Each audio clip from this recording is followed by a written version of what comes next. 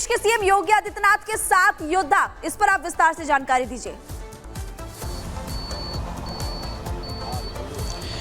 बिल्कुल, देखिए उत्तर प्रदेश में जो विधानसभा का उपचुनाव है वो दिलचस्प मोड़ पर पहुंच चुका है।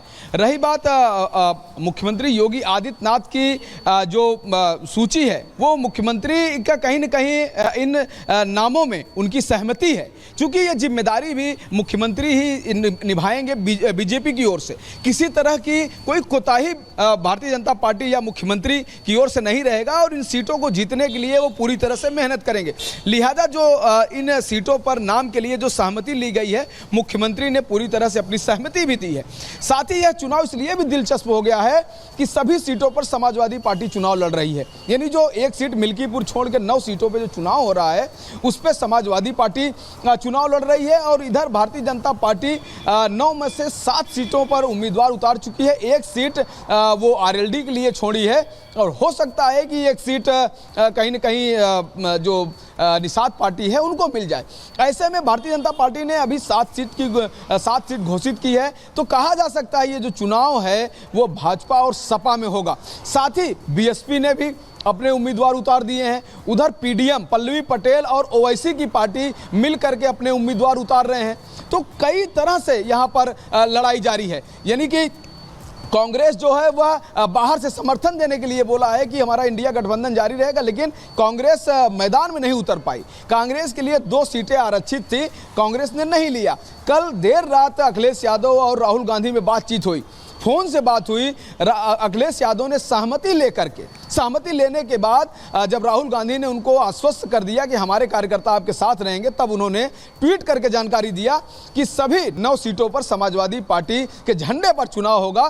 चुनाव जीतना महत्वपूर्ण है, ऐसा अखिलेश ने कहा कि चुनाव जीतना महत्वपूर्ण है और यह गठबंधन आगे भी काम करेगा। तो ऐसे में कहा जा सकता है कि जीतने के फार्मूले पर यह चुनाव यूपी का लड़ा जा रहा है, उपचुनाव। ऐसे में समाजवादी पार्टी भी मैदान में है और कांग्रेस पार्टी भी उसको पीछे से समर्थन दे रही है। साथ ही भारतीय जनता पार्टी ने भी आज अपनी सीट को उम्मीदवारों की सूची घोषित कर दी। चूंकि कल लास्ट डेट है, कल 3 या 5 बजे तक इनको हर हाल में सभी को नामांकन करना है।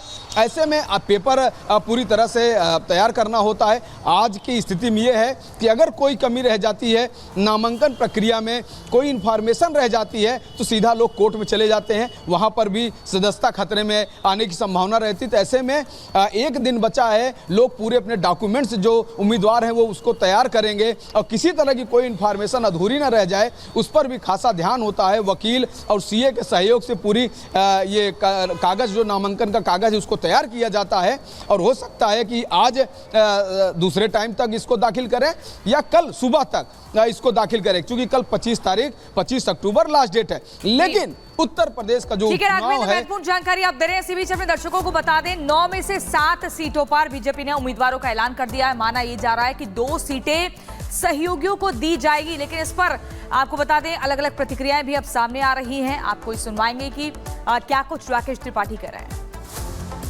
कांग्रेस मुक्त का नारा भारतीय जनता पार्टी ने दिया था, लेकिन उसको उत्तर प्रदेश में साकार कराने का काम अखिलेश यादव जी कर रहे हैं। आखिरकार अखिलेश यादव जी ने घोषित कर दिया कि समाजवादी पार्टी के साइकिल चुनाव निशान पर ही उपचुनाव लड़े जाएंगे। अब कांग्रेस के हाथ खाली हो गए और यह हाथ का पंजा अब हाथ पलता रहेगा। कांग्रेस पार्टी की इस दुर्दशा के कारण केवल कांग्रेस ही है, क्योंकि कांग्रेस ने जैसा मध्य प्रदेश में, हरियाणा में समाजवादी पार्टी के साथ व्यवहार किया, आज समाजवादी पार्टी ने धोबी पछाड़ दांव मुलायम सिंह यादव वाला वो आज कांग्रेस पार्टी को दे दिया है। और कांग्रेस पार्टी इतनी मजबूर है कि 5 सीटों की मांग करते करते आखिरकार बिना चुनाव लड़े ही संतोष कर रही है। बीजेपी प्रवक्ता राकेश त्रिपाठी को आप सुन रहे थे। देखिए, उत्तर प्रदेश विधानसभा उपचुनाव को लेकर सियासी सरगर्मियां इस वक्त काफी ज्यादा तेज हो गई है। अगर बात करें समाजवादी पार्टी की, तो समाजवादी पार्टी की तरफ से ऐलान किया गया है कि जितने भी इंडी गठबंधन के उम्मीदवार है वो साइकिल पर ही चुनाव लड़ेंगे, यानी कि समाजवादी पार्टी का जो सिंबल है उसी पर चुनाव लड़ने वाले। इस पूरे मामले को लेकर कांग्रेस पार्टी ने चुप्पी साध रखी है। कांग्रेस कुछ नहीं कह रही और बीजेपी हमलावर है। रिपोर्ट आप देखिए।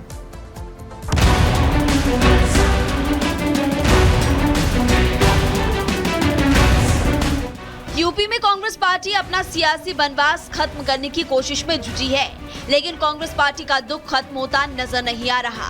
उसके साथ ही उसके अरमानों पर पानी फेरने में लगे हैं। लोकसभा चुनाव में सपा और कांग्रेस ने एक साथ बीजेपी के खिलाफ होंकार भरी थी। यूपी में बीजेपी को कड़ी टक्कर देकर दो लड़कों की जोड़ी ने अपना लोहा मनवाया था, लेकिन अब उपचुनाव आते आते ये जोड़ी बिखरने की कगार पर है।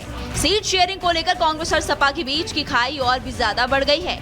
सपा ने कांग्रेस को 2 सीटों पर चुनाव लड़ने का ऑफर दिया था, जिसे कांग्रेस ने ठुकरा दिया।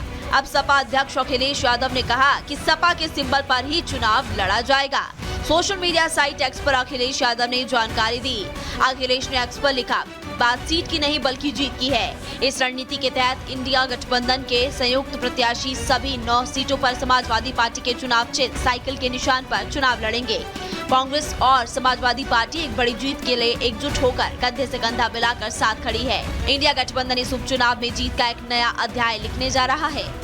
इस बयान से साफ हो गया कि कांग्रेस अब उपचुनाव की लड़ाई से बाहर हो गई है और अगर वो चुनाव लड़ती भी है तो सपा के सिंबल पर ही लड़ेगी।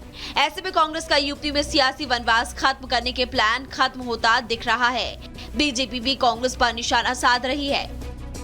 कांग्रेस पार्टी अब उत्तर प्रदेश में अपने अस्तित्व को मिटाने के लिए भी तैयार हो चुकी है। अखिलेश यादव जी ने ऐलान कर लिया है कि 9 की 9 सीटों पर समाजवादी पार्टी के सिंबल पर चुनाव लड़ा जाएगा।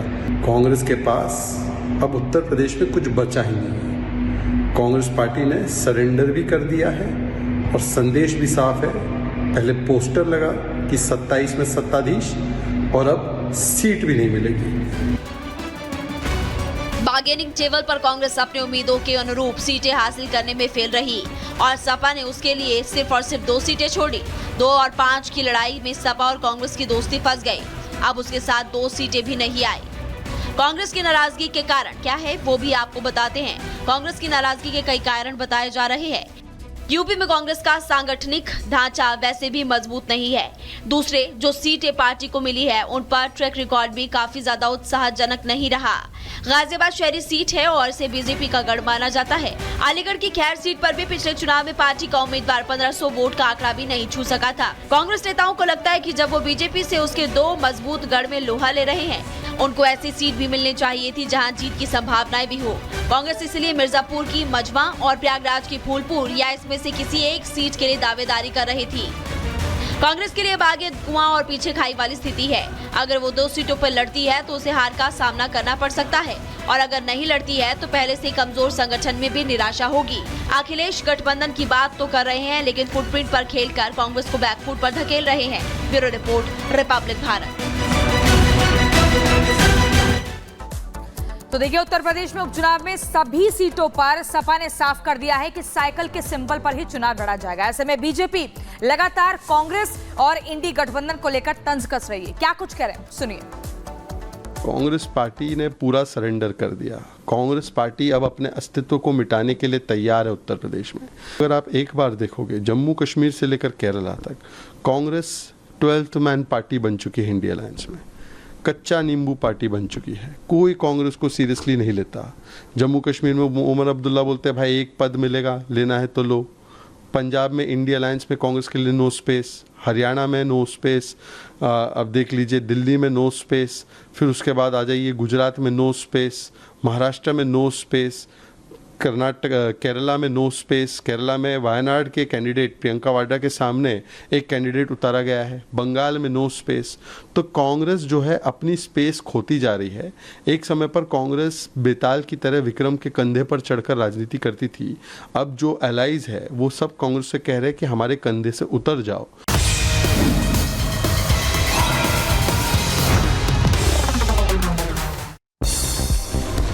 यूपी उपचुनाव के लिए बीजेपी ने जारी की लिस्ट। 7 उम्मीदवारों के नाम का ऐलान। कटेहरी से धर्मराज निषाद, गाजियाबाद से संजीव शर्मा को टिकट दिया गया, भूपुर से दीपक पटेल को टिकट।